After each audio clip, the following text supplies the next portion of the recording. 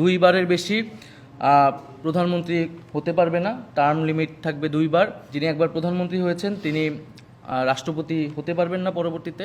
Party এনসিপির সাথে জাতীয় ঐক্যমত্য কমিশনের বৈঠক ছিল যে আমরা যেই সংস্কার বিষয়ে যেই মতামত আমরা দিয়েছিলাম তাদের সুপারিশের উপর ভিত্তি করে সেই বিষয়ে আজকে বিস্তারিত আলোচনা হয়েছে।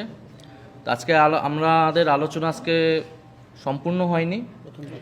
আমরা প্রথম ধাপের আলোচনা আজকে আমরা করেছি এবং তাদের যে সুপারিশ সেই সুপারিশের এবং আমাদের যে মতামত দেওয়া হয়েছিল তার বাইরেও অনেকগুলো বিষয় নিয়ে আজকে আলোচনা হয়েছে এবং এই আলোচনা চলমান থাকবে।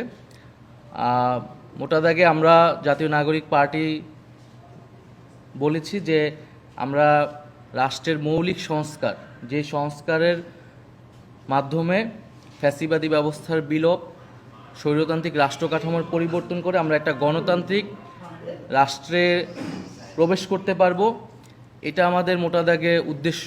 সেই উদ্দেশ্যের ভিত্তিতে আমাদের যে সংস্কার প্রস্তাবনা, আমরা আজকের আলোচনাতে আমরা ক্ষমতার ভারসাম্য, আমাদের যে সংবিধানে এক ব্যক্তি কেন্দ্রিক একটি কাঠামো, প্রধানমন্ত্রীর কাছেই সব ক্ষমতা কুক্ষিগত, সেটার কিভাবে গণতন্ত্রায়ন করা যায়, রাজনৈতিক প্রভাবের বাইরে গিয়ে এবং এক ব্যক্তির প্রভাবের বা প্রধান নির্বাহীর বাইরে গিয়ে সাংবিধানিক যেই নিয়োগগুলো রয়েছে, প্রধান বিচারপতি এবং অন্যান্য যে নিয়োগগুলো রয়েছে সেই নিয়োগগুলো কিভাবে আমরা বাস্তবায়ন করতে পারি এবং যে শান্তিপূর্ণ ক্ষমতা হস্তান্তরের প্রক্রিয়ার ক্ষেত্রে আমরা কোন ধরনের প্রাতিষ্ঠানিক নিয়ম তৈরি করতে পারি, এছাড়া নারীর ক্ষমতায়ন এবং বিচার বিভাগের স্বাধীনতা, মোটা দাগে এই মৌলিক বিষয়ের উপরে আমাদের আলোচনা ছিল।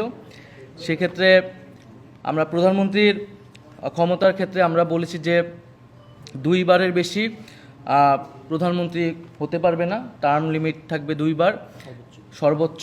রাষ্ট্রপতি এবং প্রধানমন্ত্রী উভয়ের ক্ষেত্রেই যিনি একবার প্রধানমন্ত্রী হয়েছেন তিনি রাষ্ট্রপতি হতে পারবেন না পরবর্তীতে।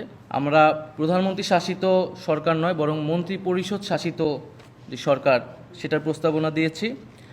এবং এছাড়া যেই এনসিসির ধারণা দেওয়া হয়েছিল ঐক্যমত্য কমিশনের পক্ষ থেকে, যে সাংবিধানিক কাউন্সিল, জাতীয় সাংবিধানিক কাউন্সিল, আমরা সেই জাতীয় সাংবিধানিক কাউন্সিলের ফরমেশন নিয়ে আলোচনা করা হয়েছে। সেখানে কিছু মতামত এসেছে।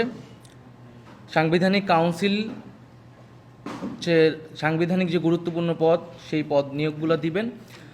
এবং আইনসভার ক্ষেত্রে আমরা দ্বিকক্ষ বিশিষ্ট আইনসভাকে সমর্থন করেছি এবং উচ্চকক্ষ হতে হবে ভোটের আনুপাতিক, আসনের আনুপাতিক নয়। এবং নির্বাচনের আগেই উচ্চকক্ষের প্রার্থীর ঘোষণা দিতে হবে রাজনৈতিক দলগুলোকে।